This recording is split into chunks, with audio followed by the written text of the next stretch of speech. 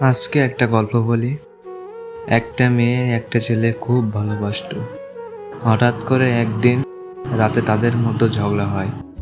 মেয়েটা অনেকবার সরি বলে, কিন্তু ছেলেটা রাগ করে ফোনটা কেটে দেয়। সারা রাত একটা মেয়ে ছেলেটাকে কল দেয়, SMS করে, কিন্তু ছেলেটা আর তার ফোন কোনো রেসপন্স দেয় না। এভাবেই পরের দিন সকাল 8:30টায় ছেলেটার ঘুম ভাঙে। দেখে মেয়েটা প্রায় 50 বারের বেশি কল SMS করছে। সেটা দেখে ছেলেটা SMS এ বলে, সরি, ঘুমিয়ে পড়ছিলাম। কিন্তু ছেলেটা জানতে পারলো না যে ততক্ষণে মেয়েটা ফাঁসির দড়িতে ঝুলছে।